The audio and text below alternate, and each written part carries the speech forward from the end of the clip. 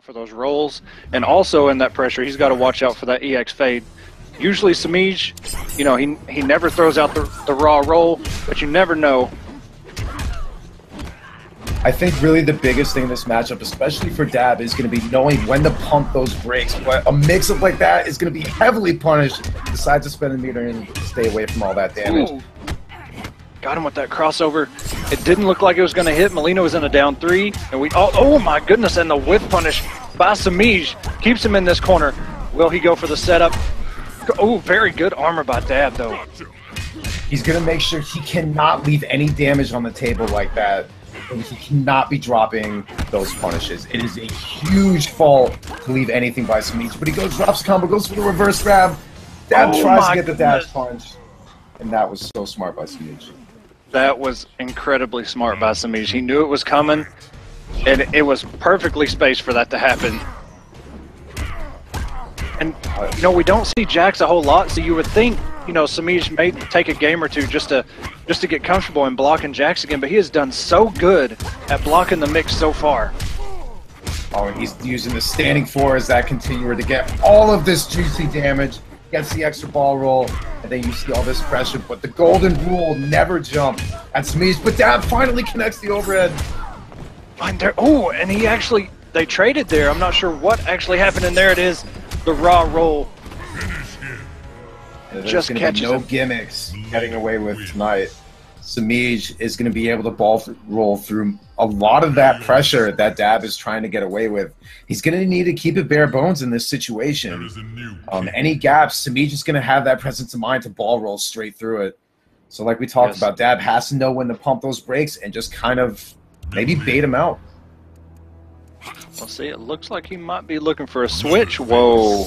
Okay, get hype, boys. We have Leatherface in the top 8 tonight. Okay. What does he know that we don't? Okay, what is this character I'm looking at on screen right now? So I saw Dab versus Aquaman on Aquaman's stream once, and Dab's Leatherface is actually disgusting. Now, I don't know how long it's been since he... Yeah, man, it was really good, but we'll see because Semiij is no... Oh, it just goes right into it. Meter burns, goes for the damage early. Okay. Wow, even getting almost the max damage. Enter early to go for the grab, very smart. Now, I think really the key to beating Semiij here is just lock him down. But one little mistake, and he's going to be eating a lot of damage. Gets max damage, going to put himself in the corner immediately. Leatherface, a little bit lacking with the armored options on Wake Up, especially against Mileena. Very nice use of the armored blow there. I like what he's doing there, too. He stopped it early because he was trying to bait out something out of Semiij, but Semiij is just this impenetrable wall, and his defense is just... It's shutting Dab down. Semiij has some of the best defense. Oh, and he committed to the punish. It was just too slow. Yeah, Semiij's defense, though, going back to that point, Semiij's defense, some of the best in the business. Dab looking for the corner here. That 4-1, 7 frames is going to be able to do some serious work.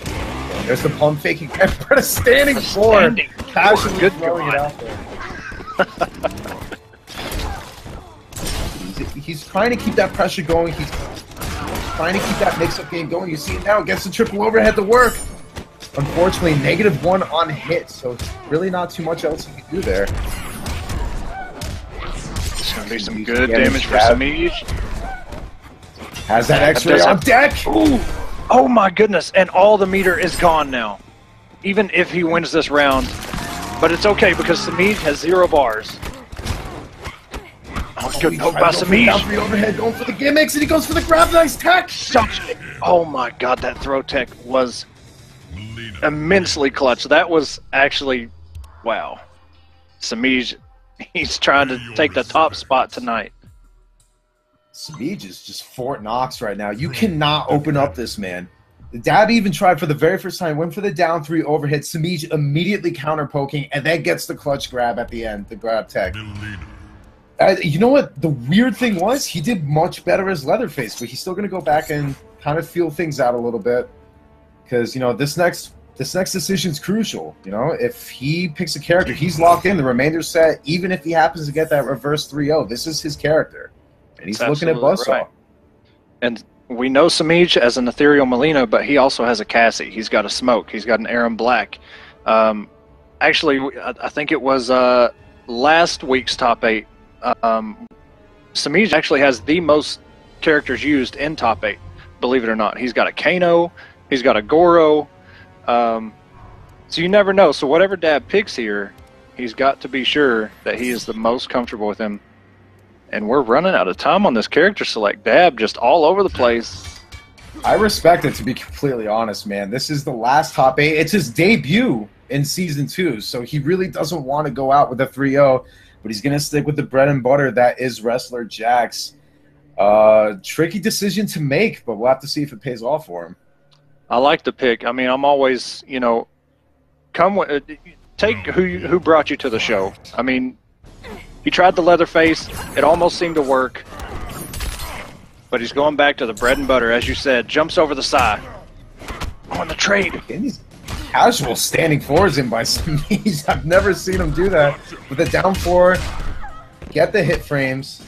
And he's really, this is what he wanted to do. He's going to push him all the way to the corner immediately. But Semiij is working with almost 3 bars. You know what's coming on Wake Up. But a down 3. It looks like what Dab is looking for is he's trying to down 3 just in case Semiij tries to EX fade out, which is a good option. But sometimes you just have to roll with it and gamble if he's going to use the EX fade as a wake up. And this is going to do some good damage. Not going to quite kill, but maybe the setup will. And Dab just let go. Yep. Dab kind of might be kicking himself just a little bit, but he really, here's the thing with Dab, he's having great starts to these matches, and then eventually, just like with anything else, whoever goes up against Semiij, he gets that train going, there's no stopping it. That's absolutely correct. Such good defense, such good offense. There's a reason that Semiij is #1 right now.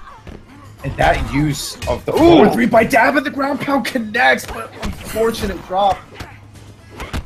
We saw that a lot on Sunday versus Vendetta. I think every ground pound that Dab decided to do actually worked, and he got the full combo, and he's going to have to break that. That would have been huge damage. There goes that meter. It has almost become a touch of depth situation for Dab. He needs to be very careful throwing out any gaps in his pressure, and this is going breaker. To 100%. And the reverse grab, that was smart. Very smart by Semiij. And as quickly as it came, it left.